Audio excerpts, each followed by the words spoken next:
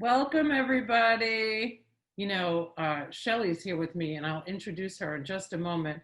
But somebody had recently said on one of my posts that I should use my platform to ensure people will vote. There you go. Okay. This was made by my dear friend Cedric Harris, who came by last night and delivered not just this, but my Black Lives Matter t-shirt. Nice. Thank you.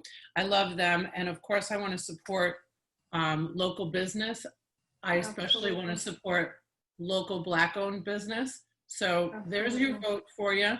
And there's your Black Lives Matter. Every day, as much as I can learn, I'm listening. Absolutely. Shelly is here with us again. Shelly, were you like the second person on the show? I think so, yeah. I was trying to think about it. Yeah, as soon as, the shelter in place thing started, I think, that's when we got together and, started talking about mental health.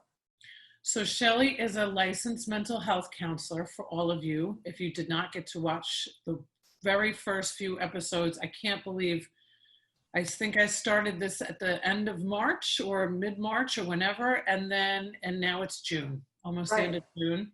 And here we are. Pinellas County just made it, mandatory that we wear our masks, which we're very happy about.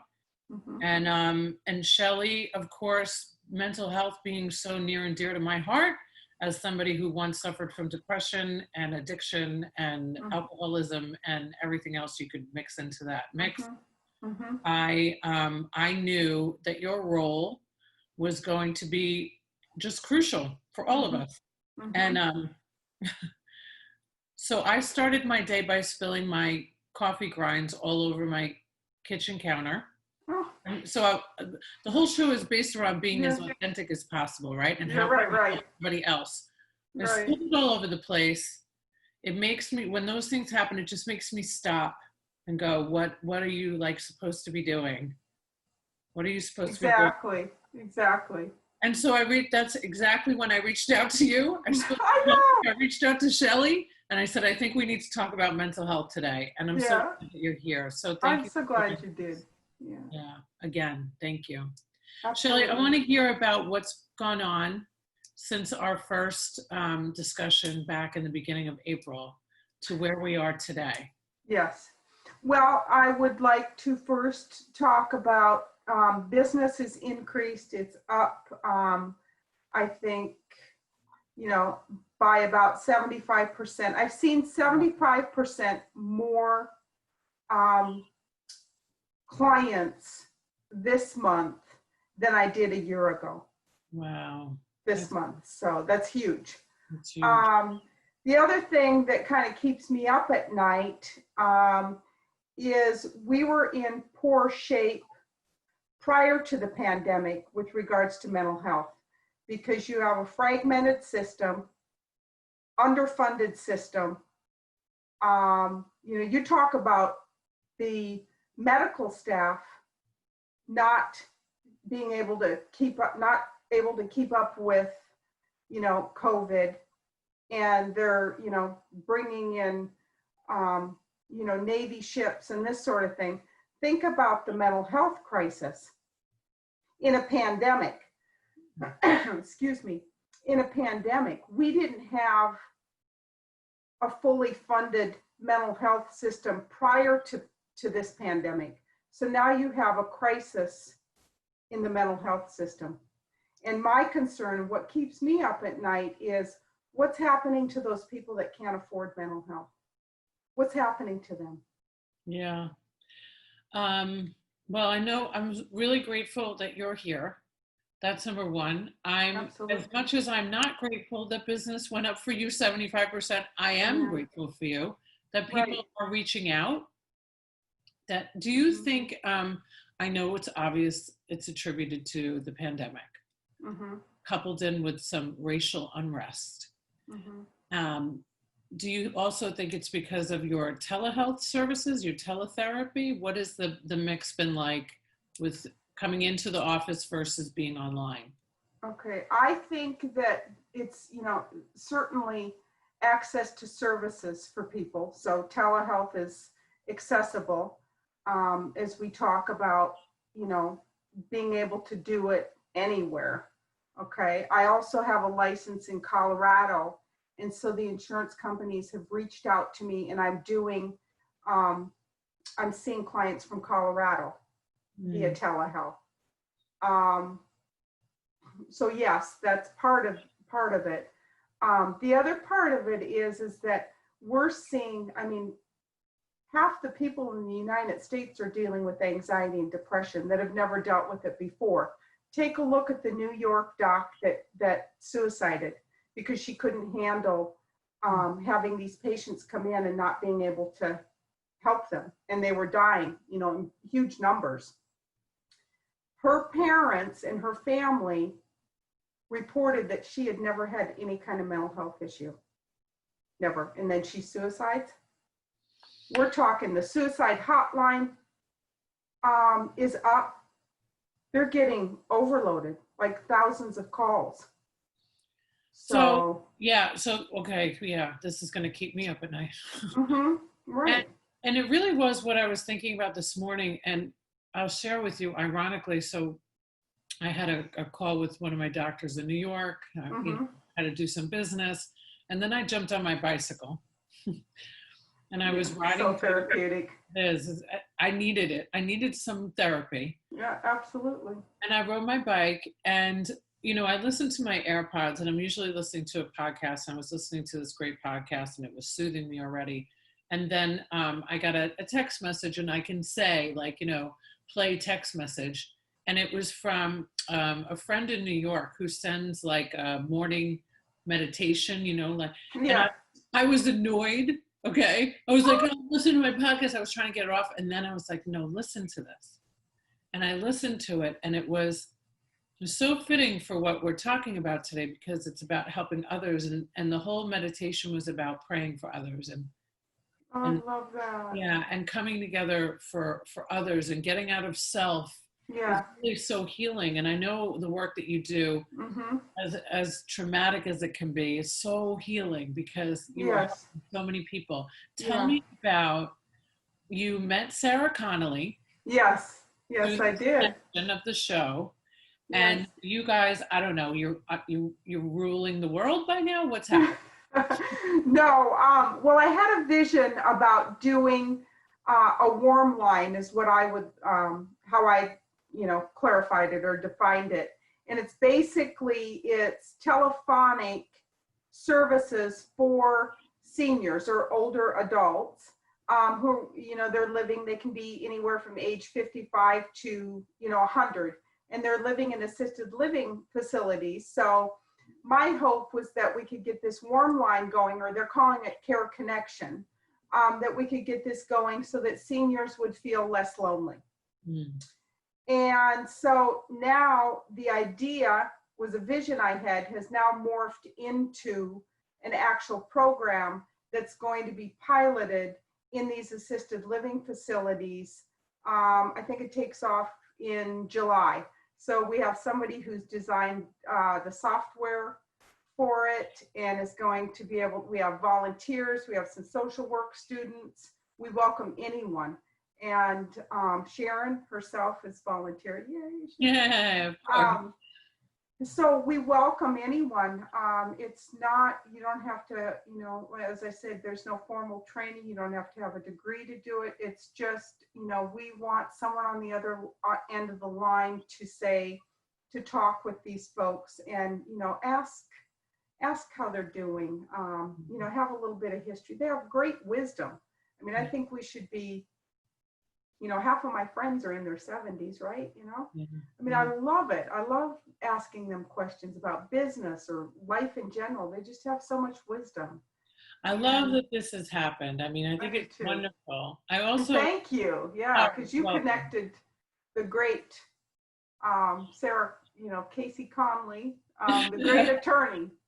Yes, Sarah Connolly is an amazing healthcare attorney here in the CP area, and she's been on the show a few times to discuss wearing a mask and all things keeping us safe and healthy, while in addition ruling the world with you, and making some changes. But I love that when we were talking before you got on today about how what can happen when a bunch of entrepreneurs get together. Yeah. Yeah. And we're all doing this, via technology. It's all happening with Zoom. And when you think about that and you think about here's this pandemic, but what's the mother of invention? Yeah, Is necessity. Slogans, but yes, necessity. Me either. I always get proverbial. Can I say the word? Proverbial statements. I get those mixed up. When I was having to do mental health exams in the ERs back when I was an intern, we had to go through and say, a rolling stone gathers no moss. I'd get them all mixed up. And the patient that was clearly psychotic was looking at me like, maybe we should switch seats here. That's so funny. I'm the same. I always say, bucket, I just say one of the words, kettle, black, Yeah. So I love that all happened. I love that Care Connection is happening. I had Christy Campbell on here not too long ago, who I feel like if you're not connected, you should connect. Yeah. She also works with assisted living places, and we had such a heartfelt conversation about all of our older adults. Yes. Okay, that's maybe the proper term. Our older adults and how they have been affected so terribly, not just by being at greater risk than most to get COVID-19, but also to be separated really severely from their loved ones. Yes. So what you're doing is it's God's work, Yeah, I totally agree. Yeah, I'm just really excited. And I mean, the energy with these people, they're all, entrepreneurs and for the most part, women, with the exception of our software engineer who's kind of behind the scenes, putting stuff together. That is awesome. Yeah, so let's help some people today, Shelly. Yes. Let's help some people. Yes. So I myself, what you said in the beginning of the show, what keeps you up at night is all of there's an extreme amount of people that need help right now and that can't afford it. So we're all doing our little part. So I'm going to throw away all of the ideas in my mind that say don't talk about this, because this whole purpose is just to help somebody. So number one, I'm in a 12-step recovery program. I have been for 25 years. It's awesome. Thank you. And I started an online Zoom meeting on Saturdays called Recovery, A Journey to Mental Wellness. Nice. It's Saturday mornings at 8 a.m. and it's free. Yes. And you can find it at, I don't know, AA online intergroup, something like that. Nice. And every time I'm in this meeting, and it's anonymous, it's joined from all over the world. I have Toronto, Australia, Dublin. It's been fantastic. I saw that. Yeah. It's wonderful. But there's this great every time. Is it only on Saturdays that you do this? So the disconnect for me has always been, and one of the reasons I wrote the book was because I have the great ability to go to recovery whenever I want. I can dial into a meeting as soon as we hang up if I want to. What can people do that can't afford even your services or don't have insurance? And what are the resources out there? Right. Very good question. I think because a lot of people aren't doing face-to-face right now because of the uptick, that brings, a little bit more, it's a little bit more difficult. However, a couple of things that people can do is they can dial into USF, and they have interns there who will either do telephonic or some type of counseling with the person. I mean, if you're doing telehealth, I mean, you have to have upgraded equipment in order to do that. So, you can do FaceTime. Most people have telephones or an iPhone, They're willing to do that. Also, Baycare, I will send people to Baycare Behavioral Health because they are seeing people, and they have different programs there. However, because it's a community-based mental health, they're a little bit overloaded. So, they may not have an opening immediately. So that's, could be a bit of an issue, but that's certainly somewhere to start. Also, Tampa Bay Crisis Center. The Crisis Center is a place to start. They help tons of people and do, Tampa Bay Crisis Center is funded simply by the community. So you've got a lot of donors who've dumped some money into Tampa Bay Crisis Center and they do some counseling too, and some kind of pro bono stuff. Some churches are doing that. I know the chapel up here in Trinity has, they were doing on Wednesday evenings, I think, some counseling services. Well, I think it's so necessary that we have these resources, and I need to, as you're talking, I'm thinking July, I don't care what month it's supposed to represent, I'm dedicating all of it to mental health because awesome. We really need this so desperately because people have lost their loved ones and not been able to have a proper burial. There's been graduations that nobody can attend. Those are things that, I loop into, like, I call myself, it's luxury problems. I have a ton of luxury problems, but I'm not sick. I have insurance, and there are so many people that are living inside of domestic violence scenarios right now, right? Yes. And on the earlier show, I think back in April, we provided you with some phone numbers. Yeah, we'll do the same today. Yeah. Because it's not going away. Right. It doesn't matter if it's April or June or we're going into July. That's right. There's going to be a lot of people that are, I feel very blessed to be in a happy home. There are many people that are not in happy homes. Right. Absolutely. Children not going to school.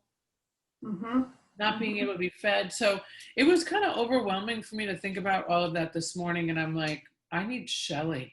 Oh, yeah, I know. I mean, these things are keeping me up too. I am doing some pro bono cases. I'll do a sliding fee scale. But if people have problems getting in and getting help, please give them my number. Yeah, and I also think that not just for you, I think that right now is a good time to ask for some, if you called up your local therapist and maybe you lost your job and you would ask for some type of, kind of like the landlords or letting some of the rents go by. Maybe we need to alleviate some of the high fees. Everybody is tortured by something right now. Absolutely. Yeah. And you have to really, I've been in this field for 30 years and it's a calling. You're not looking, okay, how can I fatten my bank account here? It's a calling. And really, if you're called to this field, I think you'll do some sliding fee scales, pro bono, whatever. Our community is in desperate need right now. We're going to reach, if we haven't already, a mental health crisis in the US. And the one thing that bothers me is it's not talked about. You still don't hear any representation of it. I don't hear it on CNN. I don't hear it on any of the news channels, that we have now a pandemic with regards to mental health issues, anxiety and depression. Well, yeah, I have a client who's a psychiatrist, alternative psychiatrist, and he's the busiest he's ever been. He can't hire somebody fast enough, and he's thank goodness, bringing in some integrative medicine as well. So there's not the one modality, because there's many things that can help somebody through their own depression or anxiety or whatever it is. I would think I want to make a plea also to the amount of free resources there are out there through Alcoholics Anonymous, Narcotics Anonymous, open meetings are very valuable if you even just Mhm. want to sit in, right? And just Mhm. listen to other people. Mhm. You don't have to pay a dime. That's awesome. And NAMI is very good too. If people Yes. want to call the National Alliance for Mental Health, Yeah. um, they have local chapters. It's one phone call and they can connect you as well. So Places. I am, yeah, I'm going to just keep putting it out there. If anybody hears this and they want to share their own Mhm. resources, I'm sure there's plenty that we don't know. I watch, Exactly. I watch 60 Minutes every Sunday. That's the only news that I do watch, because I feel like I'm going to get my greatest updates through that resource. I've been Mhm. watching it since I was a kid, and they were still talking about the opioid epidemic. Mhm. So there's so many things that people are Mhm. suffering from, and it's not just the fact that we should Mhm. wear a mask or not wear a mask. There's also a huge Black mental health crisis right now. Absolutely. Black people, Absolutely. I've heard the cries, I've watched it. Mhm. There's a need for Black therapists. Mhm. There's a need Mhm. for resources there as well. Mhm. We're having Absolutely.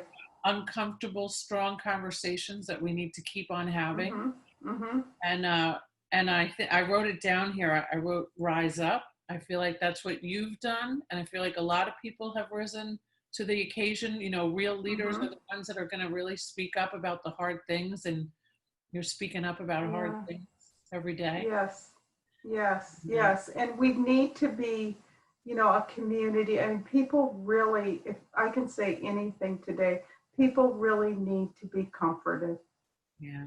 They really need to be comforted. We need to step up as helpers, Mhm. and fill in that gap. I mean, this is what we're called to do. If you didn't learn anything in graduate school, you know, then I feel badly for you, because this is what we're called to do. We're called to be the helpers.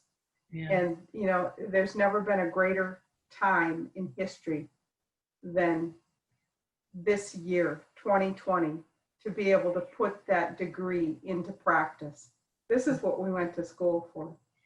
Yeah. I Yeah. mean, my degree's in theology and clinical psych, but you really, seriously, people need comfort right now. Comfort and kindness, Yes, and lots of absolutely. understanding, and lots. Yes. If I was watching some of this horrific social media commentary go down about, whatever stupid thing somebody's putting up, right? And I was watching and I was reading the comments and I was just looking at how many angry people there are in the world. Mhm. And it's all stemming from some pain, right? That's inside Yes. them. Yes. Yes. And they're channeling it through frustrations of being like a keyboard warrior, and it incites Mhm. so many horrible things. So Yeah. use your platforms for good, right? Exactly. Exactly. Yeah. Yeah. I just dismiss any of those comments. I'm kind of rarely on social media for that reason, but I will get on there to put in my 2 cents about mental health and Well, I'm always on it, and that. I I say know. keep putting stuff on there because Yeah. we can have positivity. And I purposely posted my picture this morning of me spilling my coffee That's because cute. I wanted this. It wasn't a bad thing, but people, Yeah. the comments that they're making are phenomenal to watch. Like you'd swear it was a horrible thing that happened to me. I wrote good morning. Yeah. Yeah. It Yeah. wasn't that bad. I just Yeah. What's wrong with that? that's about it, but so Right. let's channel some good. And I thank you so much for being a part of the healing and the solution. We need more people like you, Yes. Shelly. Yes. Do Well, this we work. need more people like you, Sharon, who's out there, writing books and telling your story. The We need stories that. work. The stories actually work. Yes, share your Yeah. story, help somebody else. I am Yeah. writing my second book, I and know. I just gave your book to oh, someone. I you ordered did. another one. Yep. Thank you. I appreciate that. So, As many people that can hear the message about mental health, that's That's what it's all about. Absolutely. Because no matter what Absolutely. happens to us physically, it all starts in our mind. Exactly. That's right. Yeah. And substance abuse is on the rise as well. Well, alcohol right now is at an all-time high sale. Exactly. Yeah. Yeah. You've got people, There's a lot going abusing on. substances to Yeah. help, and that's never a good way to cope. No. So our message to you today is to just reach out, even if Yes. it's just to go to an open recovery meeting, or ask your therapist, or ask a therapist, or a psychologist, psychiatrist, whoever. Ask for help. Right. Right. We don't need to go through this alone. Exactly. Exactly. Right? And call Nami too. I mean, they're a great resource. Yes, they are. In churches. Yes. Yeah. I love Nami. I think they've done some phenomenal things. Very helpful. Tampa Bay Crisis Center is another great resource. Absolutely. So reach out, use your resources. Nobody has to go through this alone. Shelly, I thank you for all that you're doing. I'm so proud every time I see a new post or I hear something from Sarah that you guys are doing. I can't wait to be a part of Care Connection. Yes. And we'll share about more of it as it comes. Absolutely. Yes. Yes. It's great. Thank you, Great. Shelly. And thank you again for having me. Thank you. So don't forget, if you mention that you have seen the show or listened to the podcast, Thai Technology, 3 months for free.